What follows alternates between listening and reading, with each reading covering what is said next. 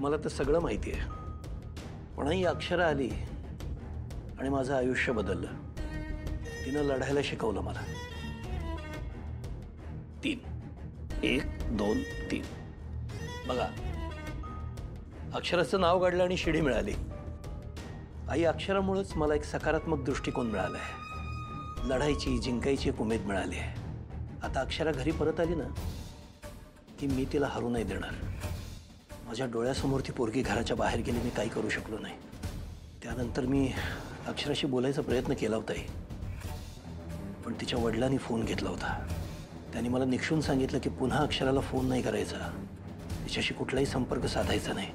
खरं तर मी अक्षराला भेटायला जायला हवं होतं तिच्या घरी, तिच्याशी बोलायला हवं होतं. पण आई मी मुद्दाम नाही केलं ते, कारण मी जर तसं केलं असतं आणि त्या अधिपतीला कळलं असतं तर त्याला आवडलं नसतं. भुवनेश्वरी रेला पडली असती, तिनं आणखी काटे पेरले असते त्या दोघांच्या मार्गात. म्हणून इतके दिवस शांतपणानं मी अक्षराच्या परत येण्याची वाट बघितली.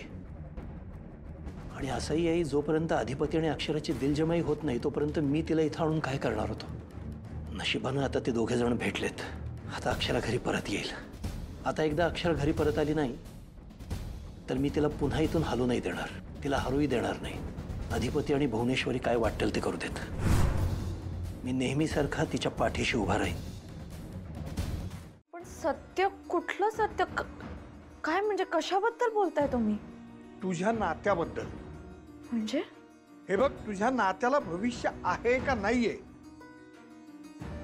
याचा जरा प्रॅक्टिकली विचार कर. बाबा पुन्हा तेच नाही, खरं बोलतोय. हे खरं नाहीये बाबा, मी तुम्हाला सांगितलंय. मग काय खरं आहे?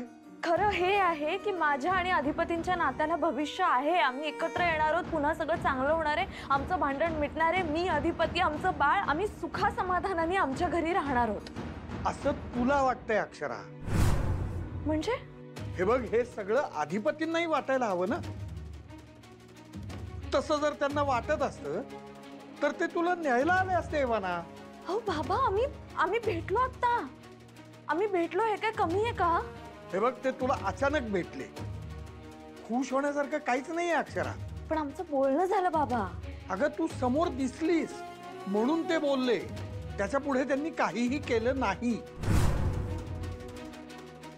हे बघ, मला असं वाटलं होतं की काल तुमचं बोलणं झालं म्हणजे आज ते इथे येतील, तुझ्याशी बोलतील, माझ्याशी बोलतील, आपल्या सगळ्यांशी बोलतील. जे काही घडलं ना ते सगळं विसरून पुढे जाऊ असं म्हणतील. पण ते काहीच घडलं नाही. म्हणजे मी जे म्हणतोय ना तेच खरं आहे. तू त्यांच्या आयुष्यात त्यांना नकोयस. नाहीये हे खरं बाबा. मॅडम, मला कळलं नाही अधिपतींची सही कोण करणार. नाही म्हणजे त्यांच्या सहीचं सॅम्पल माझ्याकडे आहे, पण त्यांची सही करणार कोण आणि कधी? आज, आत्ता. कोण आणि कसं?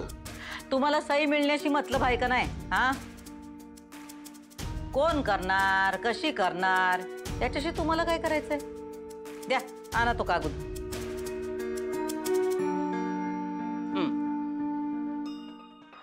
या करणार सही? हा, मग रात्रभर सराव केलाय म्या. हो मॅडम, थांबा थांबा. कशा पायी थांबवताय? करू द्या की सही.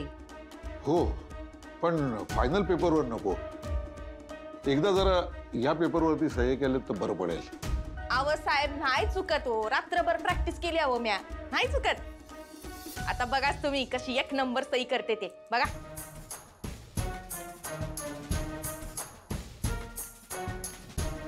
घ्या.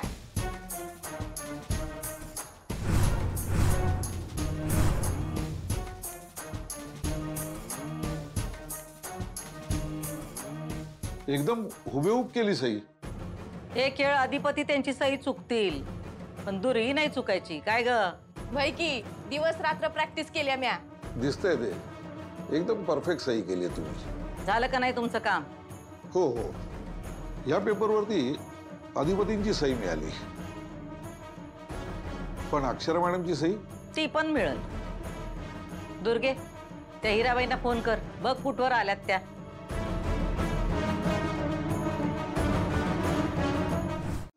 तू तुझं खरं आणि माझं खरं हे वेगळं आहे.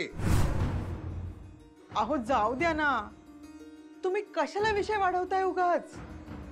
हे बघ, विषय आपण नाही, त्यांनी वाढवलाय आणि मला आता तो संपवायचा आहे.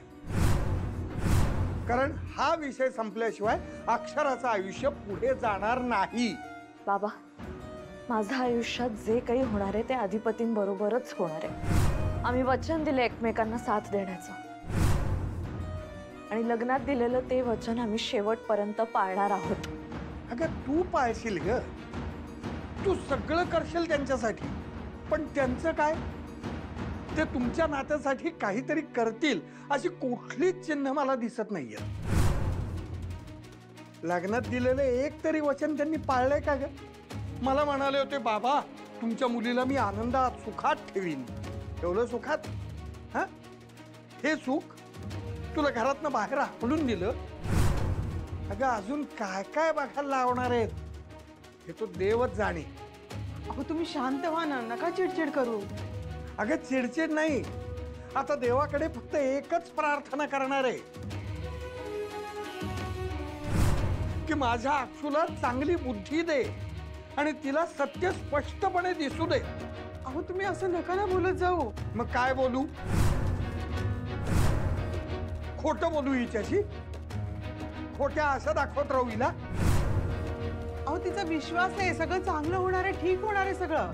अंधविश्वास आहे.